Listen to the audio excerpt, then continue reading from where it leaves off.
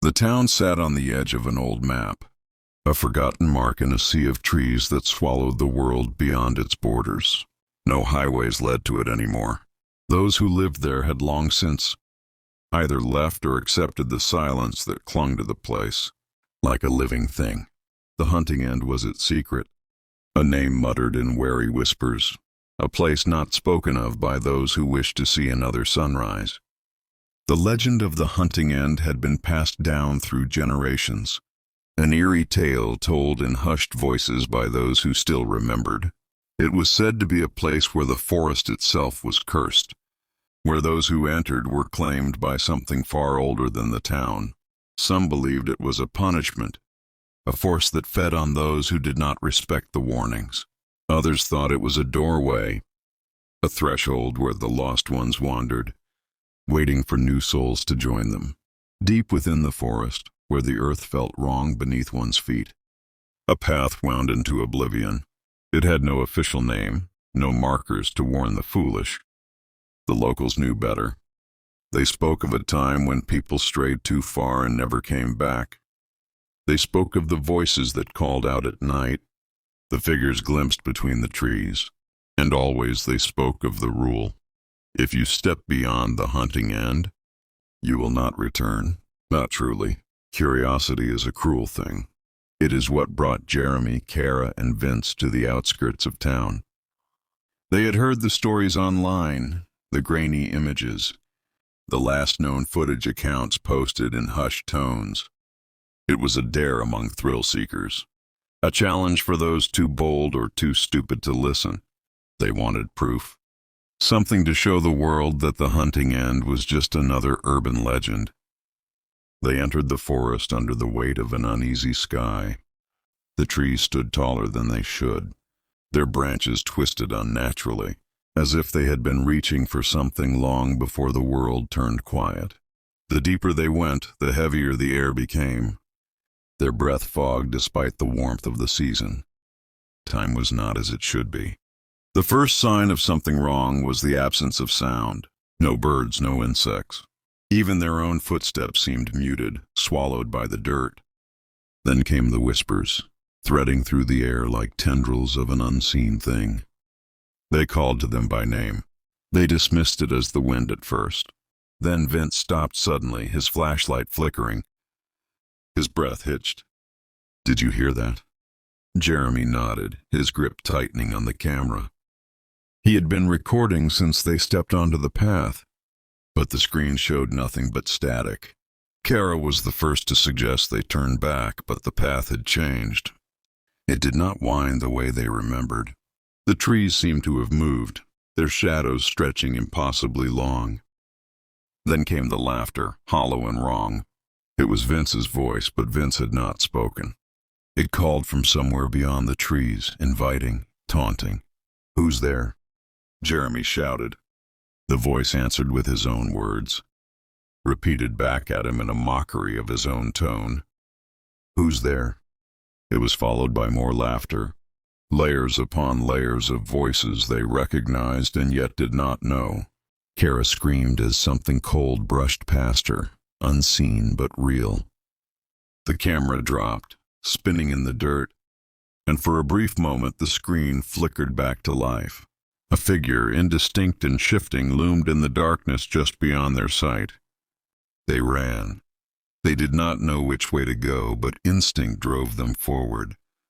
The forest closed in, the trees whispering, the ground growing soft beneath their feet. Kara tripped, and when they turned to help her up, she was staring into the void. Her eyes wide, her lips moving but making no sound. Jeremy pulled her to her feet, but she did not seem to know him. Vince was the next to falter, his expression blank, his movements sluggish. He turned his head sharply to the side, as if listening to something none of them could hear. Then he smiled, a slow, eerie expression that was not his own. "We should stay," he said, his voice layered with something else beneath it. Jeremy did not stop to argue. He pulled Kara along, running blindly through the shifting woods, his breath ragged. The laughter grew behind them, The sound of footsteps that did not belong to them keeping pace. The hunting end was not just a place. It was alive. It was watching.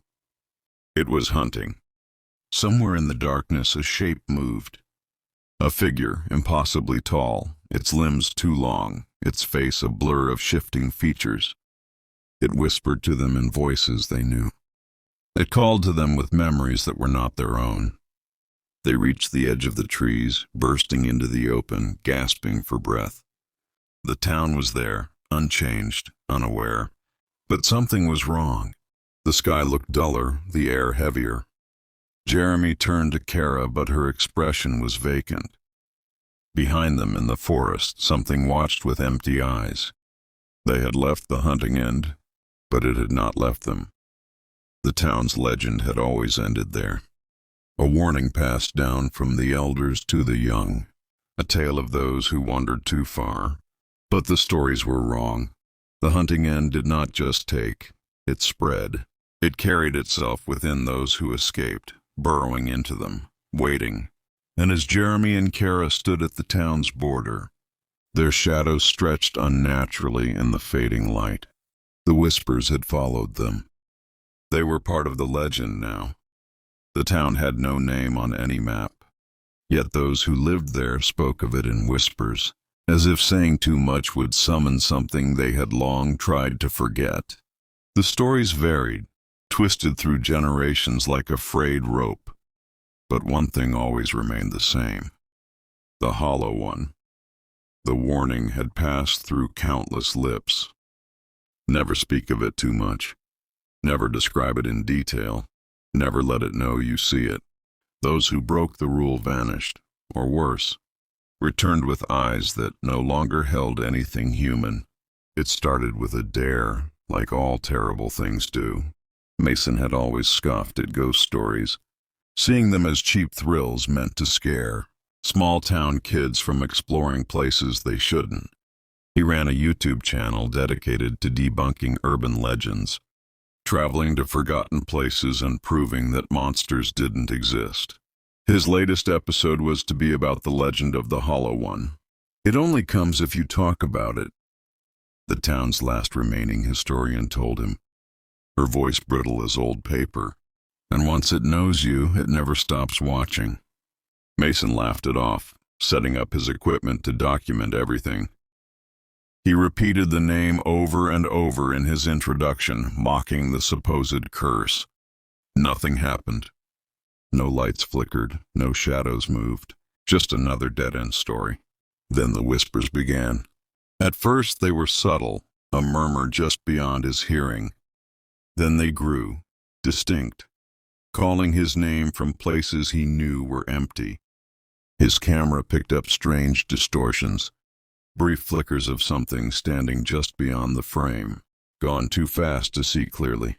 He convinced himself it was nothing, until the first night in his motel room, when the static from the television coalesced into something resembling speech. "You see me now." The power cut out. The room plunged into suffocating darkness. The breath in his throat caught as he felt something shift at the foot of his bed, a weight pressing down on the mattress. He didn't move, didn't breathe, but he knew something was there. The days blurred into paranoia. Doors that he locked were found ajar. His reflection in the mirror lagged, staring just a second too long before mimicking his movements. His own voice called to him from another room when he was alone. The Hollow One was no longer just a legend. It was watching, closer every time he dared acknowledge it. Desperation led him to seek out one of the town's lost souls, a survivor, if they could even be called that. The man was gaunt, his skin stretched tight over his bones, his eyes sunk in black pits. "You should have never spoken of it," he whispered, his voice cracked and dry. "It doesn't just watch. It becomes." Mason tried to leave, but something followed. It wasn't just in the town. It was in his home, his own reflection, his own shadow stretching too long in the dim light. People stopped recognizing him. His name felt foreign on their tongues, as if he had never existed at all. The last video he uploaded disappeared, as if it had never been recorded. Then he understood the final horror. The hollow one didn't just take you, it erased you. And now, having read this, it knows you too. Somewhere in the dim corners of your vision, it watches. The whisper you hear late at night, the flicker in your peripheral sight, the nagging feeling that something is just behind you. It's not your imagination. It lingers patient, waiting for you to speak its name again, waiting for you to acknowledge it, because the more you think of it, the stronger it becomes. Mason was the first. He won't be the last. And neither will you. Days pass, and you find yourself thinking about it more often. At first, it's a curiosity, an intrusive thought that you dismiss. But then the little things start. A door that you swore was shut stands slightly open. Your reflection seems slower, just a fraction of a second behind. You hear your name whispered from the dark corners of your home, soft and breathy, as though someone stands just outside your field of vision. You tell yourself it's paranoia. You convince yourself it's a trick of the mind. But the truth settles in like a growing sickness. The more you question it, the more it responds. One night, as you lay in bed, you hear your own voice whisper back, "You see me now." Your heart pounds, your breath catches. The room is too silent. Your skin feels tight, stretched, as though something unseen is pressing down on you. The air turns thick, suffocating. Then the whisper comes again, closer this time, from the foot of your bed. "You see me now." Terror locks your limbs. Your body refuses to move, to acknowledge, to give in. The mirror on your dresser reflects something shifting, something darker than the shadows.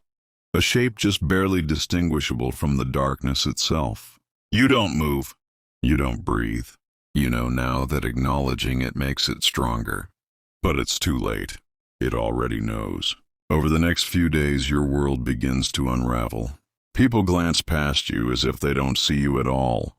Your reflection in photographs is faded, barely there. Your voice sounds weaker, thinner, as if the air itself is refusing to carry your words. Then, one day you look in the mirror, and the reflection doesn't move at all. It smiles.